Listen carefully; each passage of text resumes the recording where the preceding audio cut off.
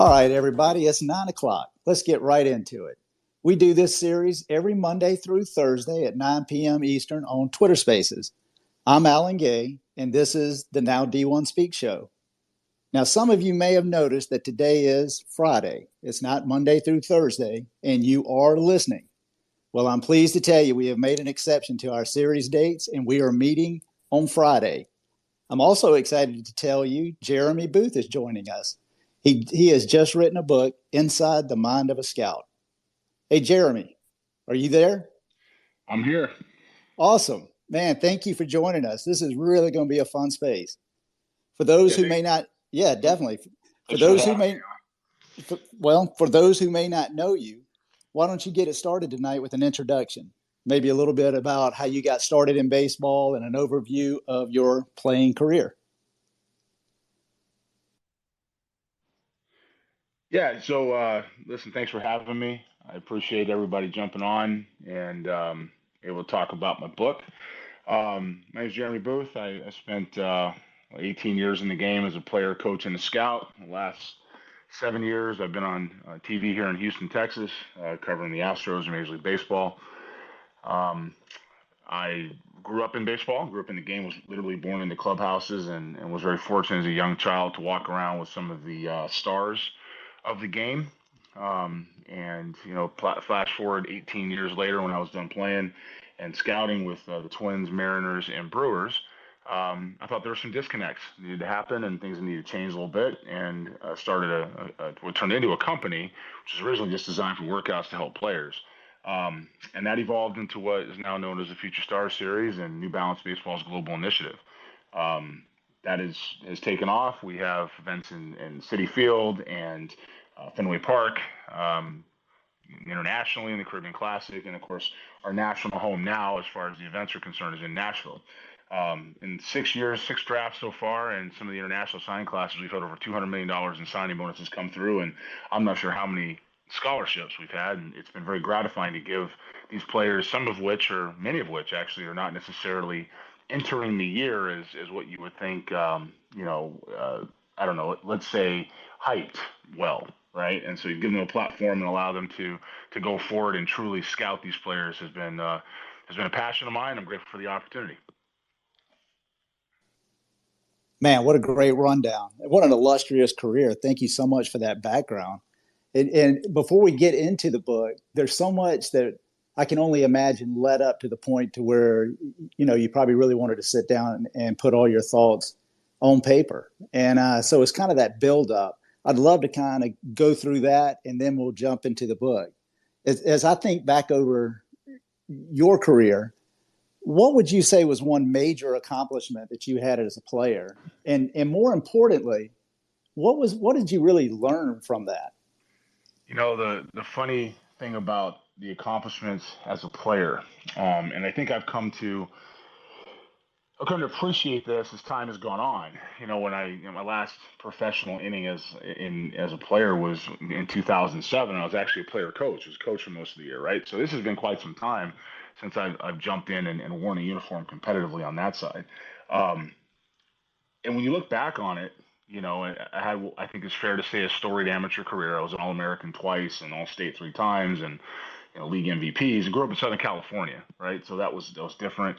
It was All American junior college and at Cypress, and then went on and had a pretty good year in New Mexico State before I went out to play. What I've learned to accept is that the most biggest achievement and even most memorable moment I've ever had was even being a player at the professional level. In the last 150 years that baseball has been around, where people have been paid to do it at any level, there's been roughly 750,000 people ever to play in a uniform and get paid for it. That's a rough estimate. But in that same time on this planet, there's probably been 13 billion people, and to have that opportunity even for a day, while you're in it, you don't look at it that way. But looking back on it, it's absolutely just even having the opportunity in the first place is the best moment.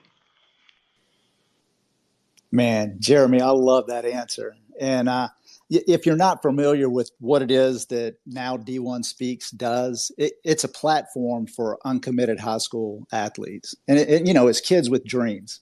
And it's kids with their first dream is to go somewhere and play collegiately. And then their hope is, of course, that potentially may lead somewhere else. But I got to tell you, so many of the kids that I talk to, and they're 23s and 24s, I mean, they're super, super mature kids, mature seniors that are putting down great track records, mature juniors that are really building a fantastic resume. But every one of them that you talk to, at least so far that I've talked to, they're so well grounded. And what you just said, I think every one of them realizes it. They're no longer the 5-year-old playing t-ball or the 7-year-old starting out in little league who thinks they're just going to be an all-star Hall of Famer. They've come to realize, honestly, how fortunate they are to be playing high school ball. I mean, that doesn't just always happen either. So I really, really appreciate your rundown and your gratitude to understand what it is that you were able to accomplish. And that's awesome.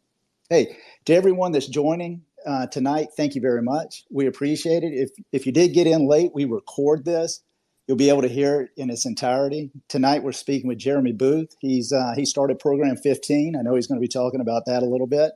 He also runs New Balance Future Stars Series, and he's an author. Guy's doing it all. He just wrote a book, Inside the Mind of a Scout. Hey, speaking of a scout, mind of a scout, what led you to become a professional scout? And are there some career, you mentioned some dollars, $200 million. Are there some players out there that we would recognize that you've helped? Well, I'll work backwards to front. I mean, the signing bonus numbers actually got a two in front of it, and that just happened with the last Caribbean Classic and some of that stuff. So it's been $200 million in 6 years between draft picks that have gone through it. I mean, look, we've had some guys like Zach Veen, Ricky Tiedemann. We've had Mick Abel. We've had Grayson Rodriguez, who's in the big leagues now with Baltimore. And not all these guys, Abel and Veen were a little famous. We had Veen before he became famous, and we had Abel as a freshman, right? Noah Naylor, man, I don't know, Ryan Spikes, I mean, Cam Collier. We've had a lot of these guys at a very early stage, and the immense talent these guys have, right? And all the players that we have some kind of a professional tool. They have what we call a carrying tool, and that means you can project these players to have something they can do that has major league value. It doesn't always work out that way, right? I mean, of the 750,000, approximation I just gave you, 20,000 or so of those have played in the major leagues. So it doesn't always work out that way. But the idea is that by giving these kids that platform, they run with it and trying to help them player development wise with, a tweak here, a swing lesson there, a thinking process there, a delivery and a ground ball action, helping their internal clock, all these things that we do to play the game at the fastest speed. The idea is by giving them those things to walk away with, they're able to be better. And the next time you see them a few months later, they're better. So I feel like we've been able to help some of those kids. Obviously, look, the success is theirs and the people that are with them on the ground. But it takes a village and a lot of different sets of eyes to do it. So some of those guys will be household names. Grayson Rodriguez is off taking the ball with Baltimore and a very young team overall, and he's going to be a star. So Mick Abel actually threw tonight was up to 99 in Double A. So it's fun to watch those guys compete and arrive at the same time. As far as me being a scout, this part isn't in the books. That's a pretty good question, right? Because the book is written with a different purpose than a lot of my story and background. But I will say that I just got done playing. I was going to coach in an independent league, in the Can-Am League. And independent baseball had a couple of groups that ran spring training and fall leagues, and it was designed to see college kids and that didn't have a place to play, right? And try to see if you could have some rookie level requirements or some guys that want to make a lot of money, but just still guys that could get in, you could add on to your roster. And I'm down in Florida at Cocoa Beach, a place that actually was the same place I met Chris Capozzi, who's our vice president of baseball operations, and works with me in a couple of initiatives on the side. I actually met Chris, was at Cocoa years later. Anyway, I'm down there in the spring training. I'm coaching. I've got the catchers and I've got the hitters, and so I'm just getting out there and player development. That's what I'm thinking my job is, right? That's what I'm going to do. You come off the field, you think player development. Many players don't think scouting. They think PD, and so I'm down there and I'm doing that, and then there's a game going on, and all of a sudden there's kind of a weird play at home plate, and I mean, to life of me, I can't tell you what it is all these years later, but it was kind of a weird play at home plate, and I turn around, and one of the guys who's scouting the game for a club says, "Hey, they don't do that at Beverly Hills High School, right?" And I mean, that's where I went. It was Beverly Hills High, and keep in mind, I'm 30 years old, So this is a long time from there, right? I'm in Cocoa Beach, Florida. And I turn around, I'm like, who are you? And so the conversation starts talking. He says, hey, I'm Tim O'Neill. Let's come talk to me when you're done. And he says, listen, you ever think about scouting? And I said, no. And he said, you might want to think about it. He said, you're a good baseball guy. You've got a background. There's a push in the game for some new blood, and you might want to think about it. And, back then, cell phones weren't what they were today, and Twitter and DMs and all that stuff wasn't exactly as active as possible. But we were able to talk to him on the side, and he said, here's my card. Give me a call when the season's over, and, we got to get through the draft. And so I said, okay, thanks. And we parted ways. I didn't really give much thought to it. A year goes by, I'm coaching, I'm doing my job, and season ends, and I just decided player development on the field as a coach wasn't the same life that I kind of was thinking about. So I thought about joining a club as a scout, talked to several organizations, but I called the Twins. That's where this guy was from. Tim was from. I called the Twins, um, and then it was voicemail. It wasn't a text message. It wasn't an email. It was I called. And they answered the phone, ironically, and called Tim and had him call me, gave him a message, and the phone rang within a day. I talked to Tim for me. He says, look, we're hiring some scouts. I'm glad you called. It's kind of a good time. Would you like to get involved? I said, listen, I'm open to the process. I thought about what you said, and I'd love to hear more if there's still some interest. He goes, yeah, there's absolutely some interest. He says, we're going to be in meetings in Fort Myers starting tomorrow. Give us a couple of weeks. Let's get through this. I said, okay, no problem. Well, the next day, the phone rings. And it's a guy named Earl Frischman, who is a East Coast supervisor. It's transitioning to a different role with the Twins, is more of a pro scout. And he says, hey, listen, Tim said you ran India, and we go to the line. So I start talking to Earl. I have about an hour and a half conversation with Earl. He says, all right, well, listen, we're going to be in Arizona. Can you meet us in Arizona for an interview? And keep in mind, I'm from Southern California, so I wasn't living in Southern California at the time, but I was in SoCal, and or getting back to Arizona rather wasn't too far. So I figured, yeah, no problem. We'll go ahead and do that. He says, okay, we'll be in touch with you in about a week to 10 days and get you some dates. All right, no problem. Phone rings the next day. It's Darren Johnson, scout director of the Twins. And he says, listen, I know Tim talked to you. I know Earl talked to you.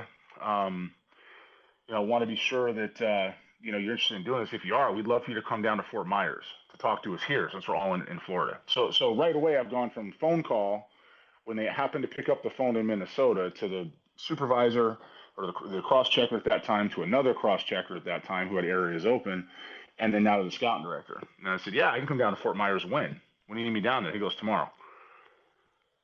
And so I said, well, I don't know if I can come tomorrow. I'm in the middle of some stuff. Can I get a day? And he goes, yeah, can you get down here in 2 days? I said, yeah, sure. He goes, well, can you get yourself a ticket? Now, keep in mind, I'm a coming off a minor league baseball player. I'm transitioning jobs.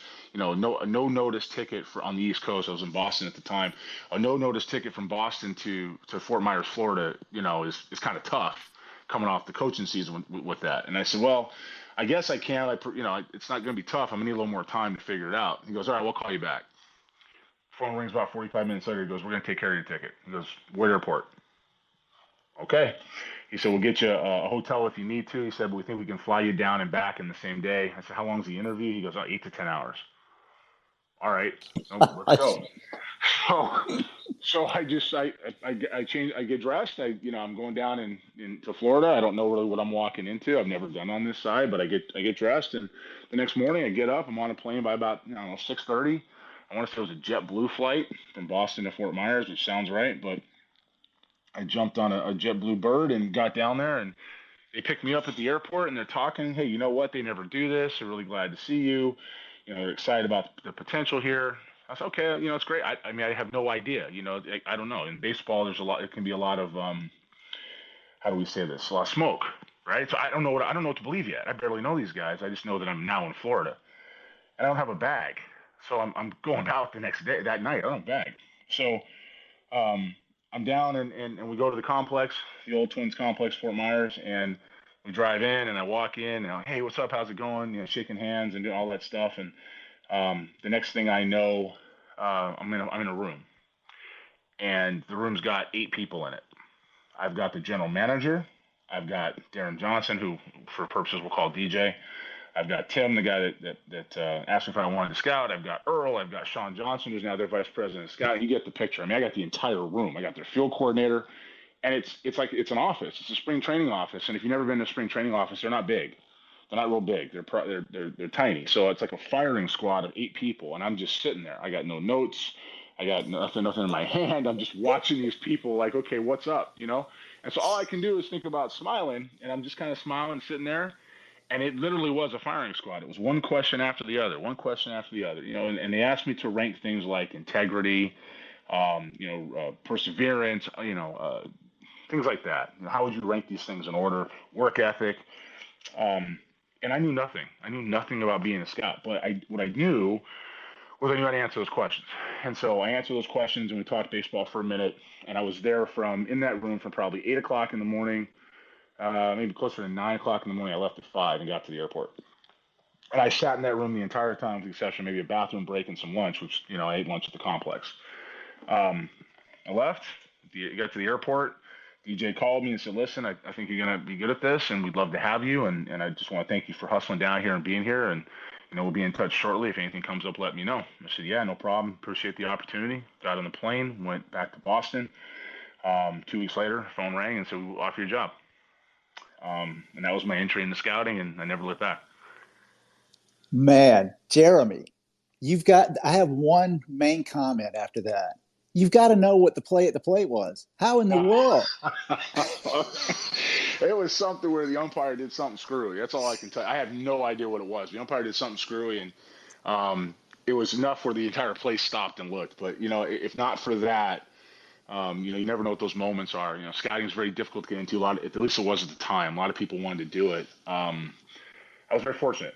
I was fortunate to be in the right place at the right time, and have some people who believed in me, and thought that my track record and my background had some value. And I was grateful to have some other mentors beyond that. Never forget that foundation with the Twins, but I had some really good mentors along the way as well.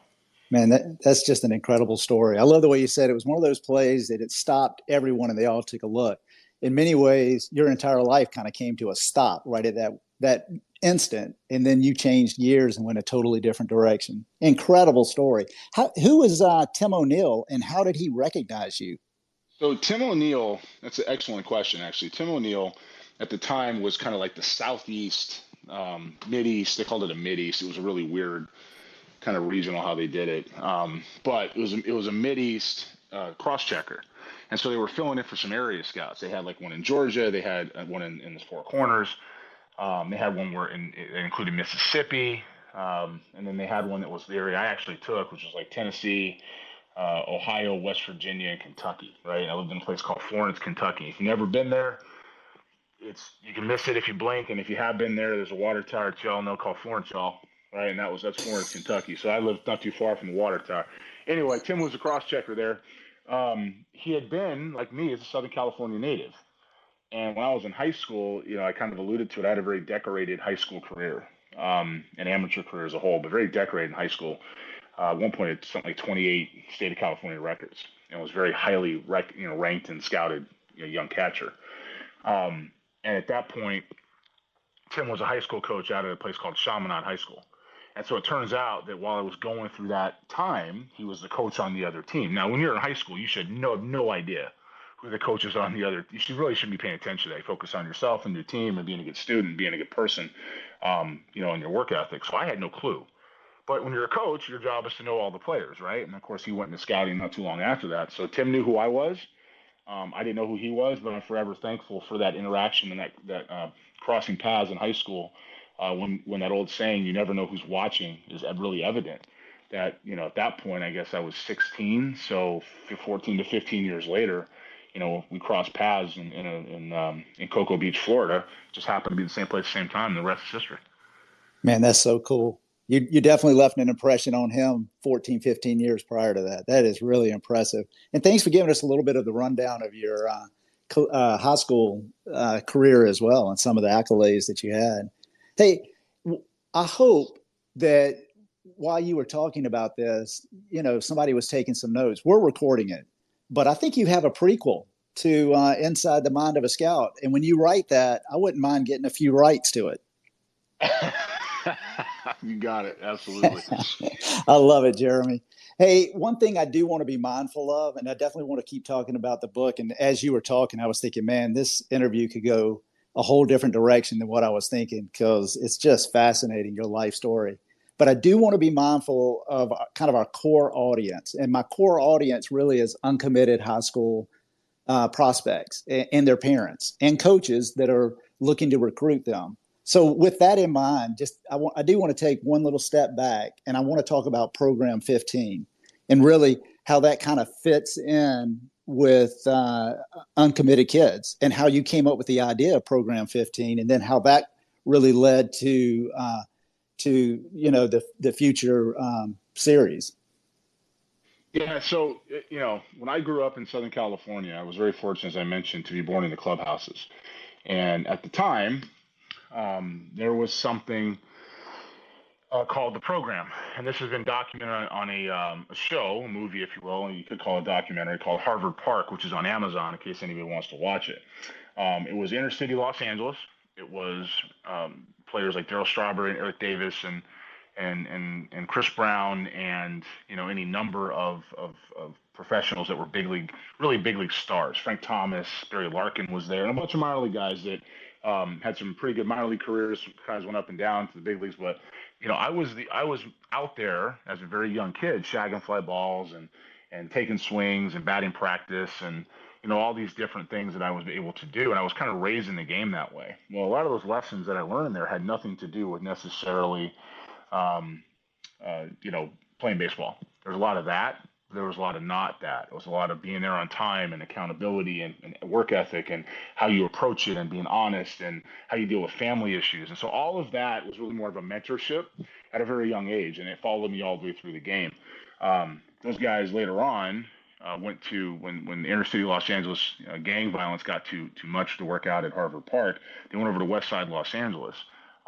For a year, they worked out at my high school. My dad called the coach and said, "Hey, when these guys need a place to work out, this is who they are. They may be around to help the kids." And so I worked out with these guys literally at my high school every day for the off season.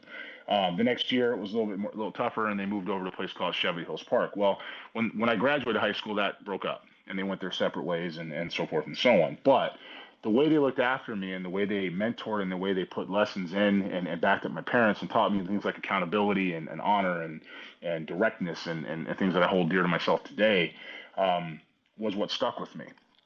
And so I felt that we were in an era of baseball when I left the Mariners. I felt there were some disconnects going on.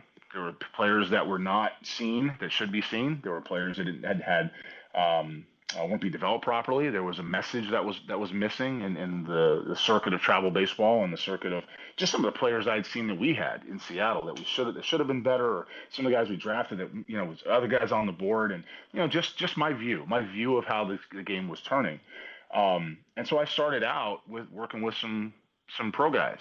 I went on some interviews, had a bunch of interest, didn't take another job, and started working with some pro guys here. And that list went from 5 or 6 to about 40.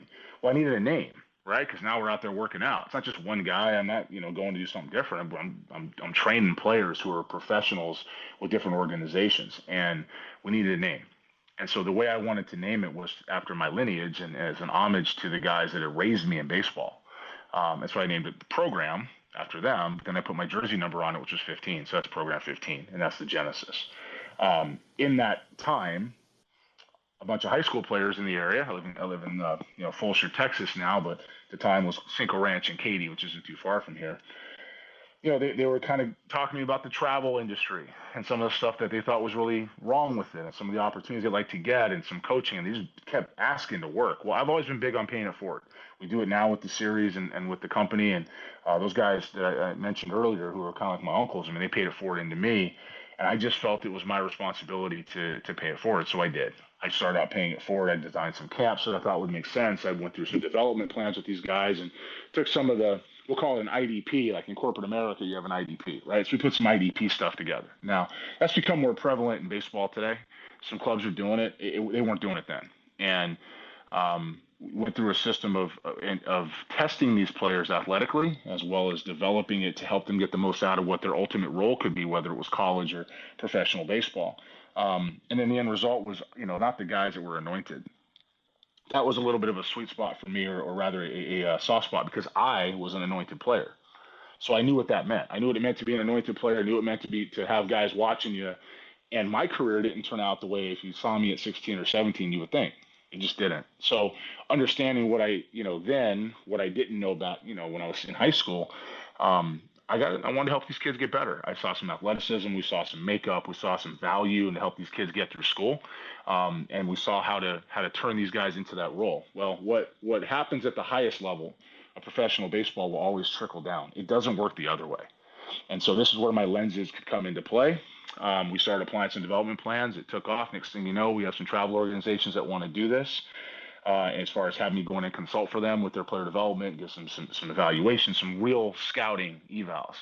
Um, I started looking at the industry as a whole, and very soon the Future Star Series was born.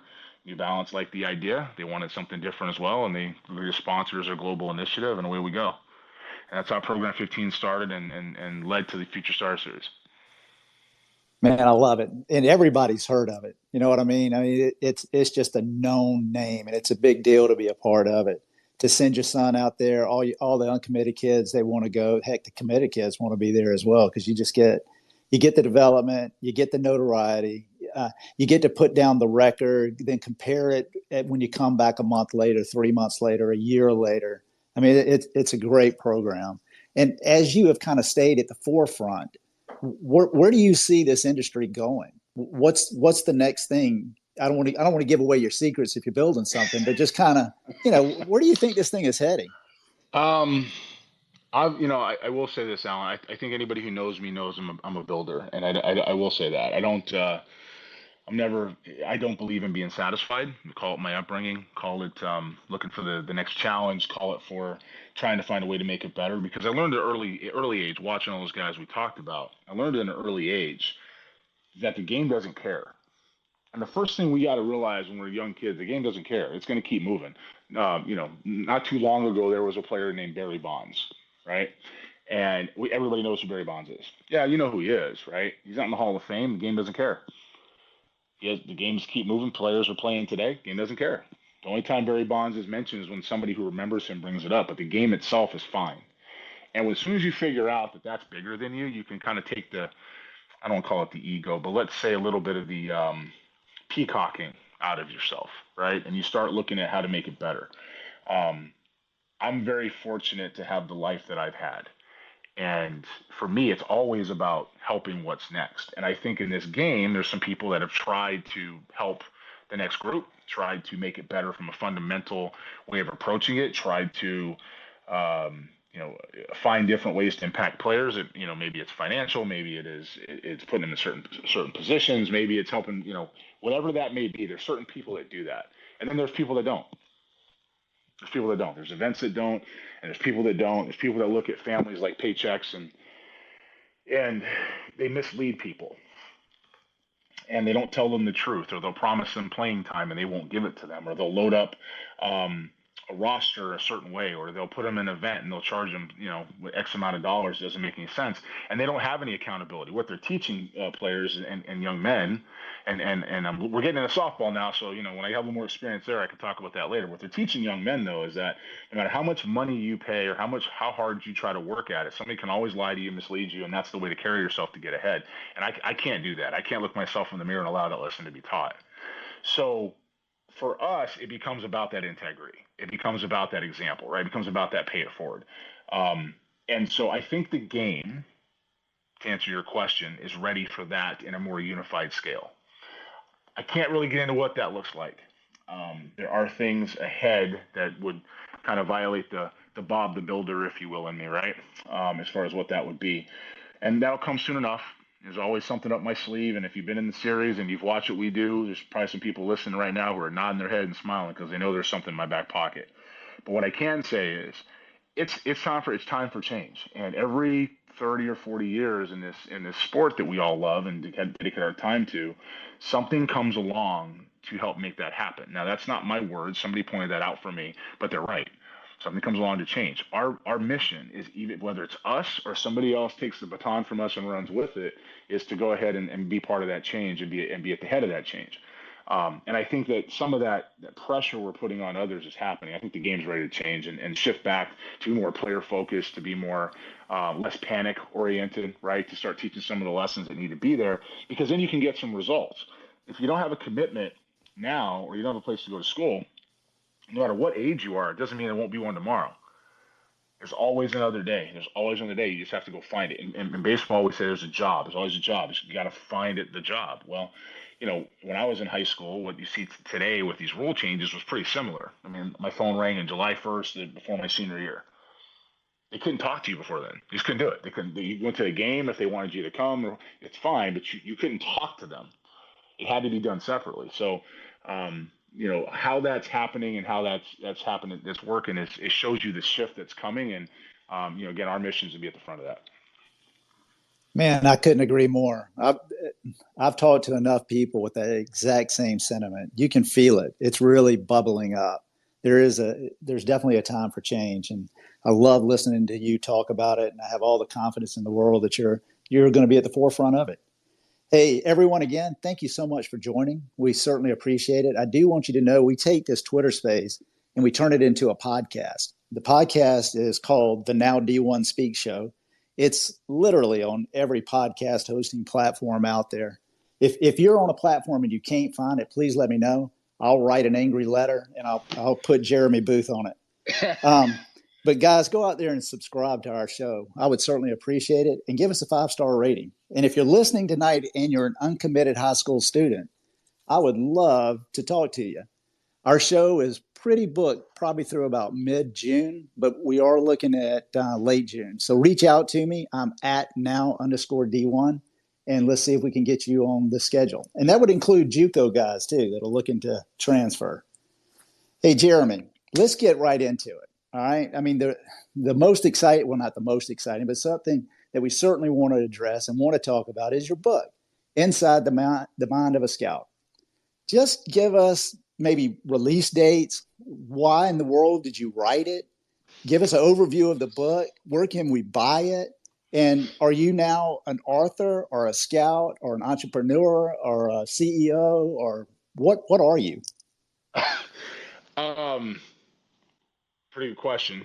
The book's called Inside the Mind of a Scout. What I will say is it's designed to be a guide for families to understand what people are thinking. It should break up all the misinformation that's out there. It's available for pre-order now at InsideTheMindOfAScout.com. Pre-order will get me a signature from me, and I'll send them out by the end of the month. But on Monday, it goes live on Amazon. And it'll be in Barnes and Noble, and I want to say one other place as well, a couple of big box booksellers. But Amazon's kind of where people can go buy it online, have it sent to their house starting Monday. It really is designed to take some of the anxiety and some of the panic away. It's designed to give you an idea of how your players can project.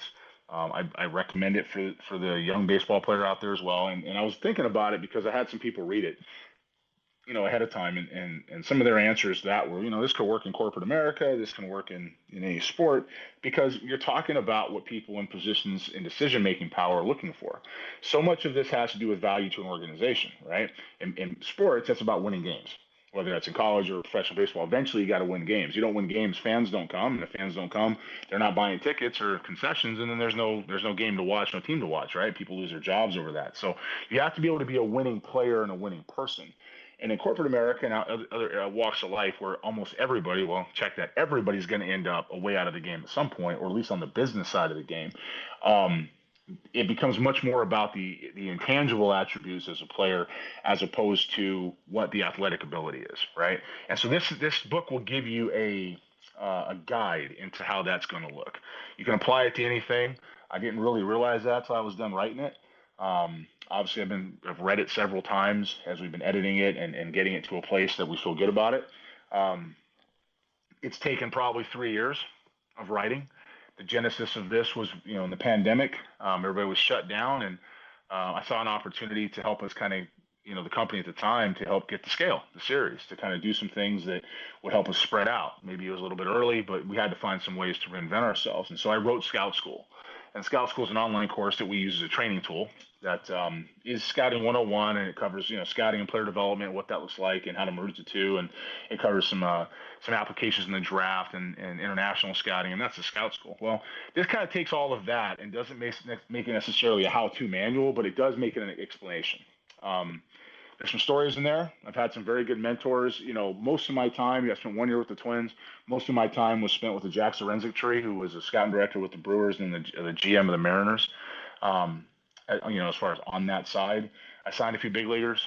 I was able to do some international scouting. I had a very interesting, although this story is in the book, a very interesting introduction to somebody who was very, very, very fortunate to spend time with as a scout, Fernando Arango.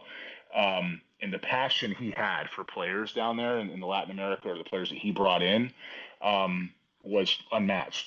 I sat there with Fernando, and he'd be fired up because the coaches weren't doing what they were supposed to do, and that was also a lesson about player development and what happens when you get out there. And I had to sit in the Dominican and calm him down. And now Fernando has a little bit of a story too, and I'll give you guys this. Everybody knows who Albert Pujols is, right? We know who he is. Albert Pujols was from, I want to say, it was a college in Missouri. I can't remember the name. Might be Maple Woods, might not have been. It was 13th round pick. Well, at the time, Fernando had the Midwest, and he was working for Tampa Bay. He went in to Tampa and brought Albert Pujols for a workout. Rays had no interest. And remember, he went in the 13th round. Rays had no interest. I think Fernando quit. The Cardinals took, Albert in the 13th round, and Albert went on and became Albert Pujols, right? So those type of lessons in scouting, that type of passion, I was fortunate to be around. It was hard to find a better scout than Jack Sorensic from an offensive standpoint, and I loved working for him and remain close to him to this day. So you'll find some of those stories in there. You'll find Bobby Heck, who's a mentor of mine, wrote the foreword, which I was grateful for. And there's been some very, a very tight knit group as we've moved on and together, even though I'm not technically working for a club anymore, technically as we go forward to the next phases, those relationships in baseball have persevered. And not too much about the series, but really about how families to understand how it works, what it means to be on the road, what the roles look like, and how to help understand the process. Man, all right. I got to say here, there's so much there to unpack, honestly. I know that, well, let me ask you this, or let me phrase it this way. One, I just love your passion and your excitement and your ability to recall so much detail. I mean, it's inspiring to kind of listen to you, get you fired up.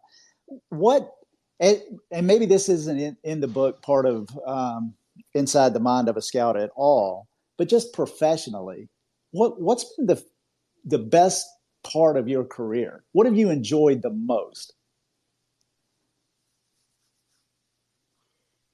Man, it's a good question. I truly believe that when I'm done, whenever that is, when I ride off into a sunset, and I'm not the type of guy to go sit on a beach. That's just not me. I'm not going to go shut it down in the next 5, 6 years and go, wade in the water. It's not. I'm not going to do that. But I can say that I think the best part about my career, besides being able to have one, is that I do believe I'm going to leave this game better than I found it. I don't know what that looks like in the end.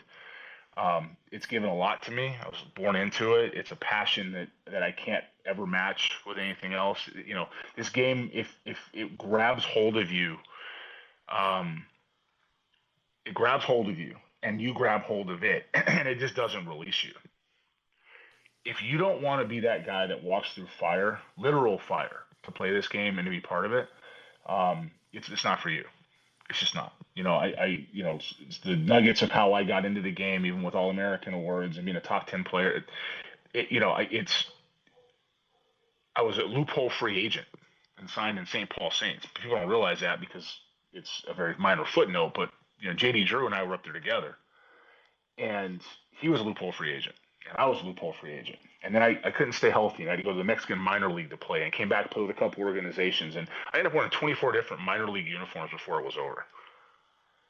You have got to be resilient. You've got to compete. You've got to have those things in you, and only passion and desire will lead you down that road. You also got to know when it's time to go. And with that, whenever that time is, whenever that comes on the other side, the goal is to leave the game better than I found it. And if I'm able to do that, and I think I will, then that's going to be the best moment. I don't need anybody to remember my name. I don't need people to give me a round of applause. I don't need that. What I want to do is leave something that so many people want to do, and has so many different things that can shape players and young men to be. I want to use that tool to make the world a better place and help players achieve their dreams, because I had a shot at mine. Now, what I did with them is up to me. That's I own it. Whether it was good, bad, or otherwise, I own it. Um, but helping people get a chance to do that, um, that's what it's about for me. And so if I'm able to do that and I'm able to make a difference in people's lives, um, then that's the best moment, and that's how I'll leave it. Man, I believe it.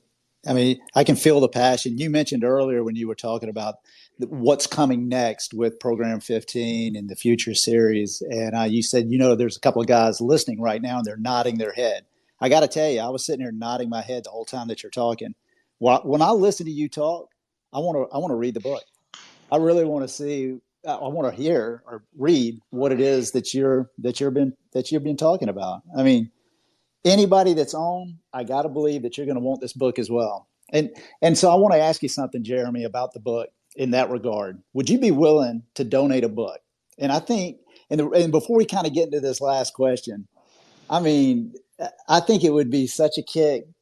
I thought it was going to be more driven toward uncommitted kids, but I got to tell you, listening to the way you're talking about it and the leadership perspective, the book's for anyone. But if you would donate a book, I would love to be able to give it away. And maybe what we could do is everybody who's listening tonight or who joined, however you were able to join, whichever tweet you used to join, if you'll just like it and retweet it, we'll just enter you in for an autographed copy. Would you be good with that? You know what? Absolutely.